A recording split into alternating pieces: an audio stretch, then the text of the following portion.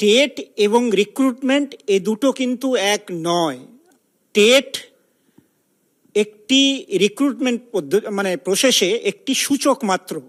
Out of 50 5 number a lot করা থাকে টেটে। অর্থাৎ কোনো ক্যান্ডিডেট তিনি টেট পাস করেছেন মানে এই নয় যে তিনি চাকরি পাওয়ার যোগ্য। টেট চাকরি পাওয়ার একমাত্র ভিত্তি নয়, অন্যান্য ক্রাইটেরিয়া তার রয়েছে।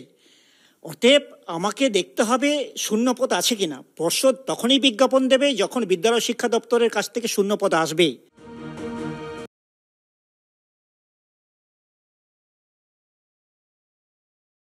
যাই হোক, পর্ষদ সভাপতি মাননীয় গৌতম পাল মহাশয়ের বক্তব্য আমরা জেনে নিলাম, শুনলাম যে তিনি টেট সম্পর্কে তার যে মতামত বলতে পারেন সেটা কি, সেটা আমরা একবার জেনে নিলাম। এবং জেনে নেওয়ার পর মূলত এই কথাটি কেন এলো তার কারণ হচ্ছে, এই কথাটি আসার অন্যতম কারণই হচ্ছে গতকাল 11ই ফেব্রুয়ারি আন্দোলন হয়েছিল। কোথায় আন্দোলন হয়েছিল আপনারা সকলে জানেন, এবং অভিনব পর্যায়ে আন্দোলনটি সংগঠিত হয়েছিল।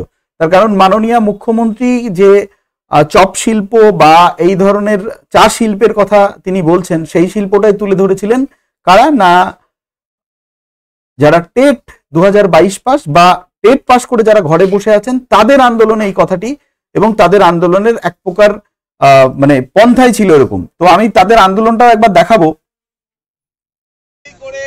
হকারি করে তাদের বাড়ির ছেলে মেয়েদেরকে বিএড পাস করিয়ে, ইঞ্জিনিয়ারিং পাস করিয়ে যোগ্যতা সম্পন্ন সঠিক। যাই হোক, এক কথায় এই যে বক্তব্য, এই বক্তব্যের মধ্যে দিয়ে দেখুন, আপনারা শুনুন। কিন্তু এক নয়। টেট একটি রিক্রুটমেন্ট পদ্ধতি প্রসেসে একটি সূচক মাত্র। যে টেট এবং নিয়োগ কিন্তু এক নয়, যে তিনি বারবার বলছেন টেট এবং নিয়োগ কিন্তু এক নয়।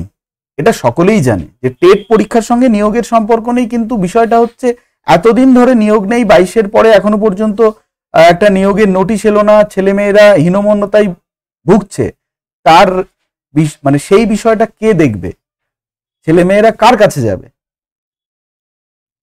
সিট পর্যাপ্ত পরিমাণে দিয়ে একটা নোটিফিকেশন আসলে কিন্তু সেই সুরাহাটা হতে পারে, কিন্তু সেই সুরাহাটা করবে কে? এই বিষয়টাই কিন্তু এখন ছেলে মেয়েদের মধ্যে একটা প্রশ্নের সম্মুখীন হয়ে দাঁড়িয়েছে। তার কারণ আমরা যদি দেখি, মাননীয় পর্ষদ সভাপতি যা বললেন, এই কথাটা তিনি এর আগেও বলেছেন, ঠিক আছে, এর আগেও বলেছেন। এবং বিদ্যালয় শিক্ষা দপ্তর থেকে সত্যি ভ্যাকান্সি যদি না আসে তাহলে পরে পর্ষদের কিছু করার নেই, এটাও সত্যি কথা। কিন্তু বিদ্যালয় শিক্ষা দপ্তর ভ্যাকান্সিগুলো ক্রিয়েট করে কেন এখনো পর্যন্ত নোটিফিকেশন দিচ্ছে না? যদিও ওবিসি মামলাটা এখনো চলছে, ওবিসি মামলার দোহাই দিয়ে আর কতদিন? পজিটিভ কিছু আনা উচিত। এই জন্য এইরকম আন্দোলন যারা যারা সংগঠিত করলেন, সেই আন্দোলন সংগঠিত করার প্রয়োজন আছে বলে আমি মনে করি। তো এই বলে আজকের মতন এখানেই শেষ করছি। ভালো থাকুন।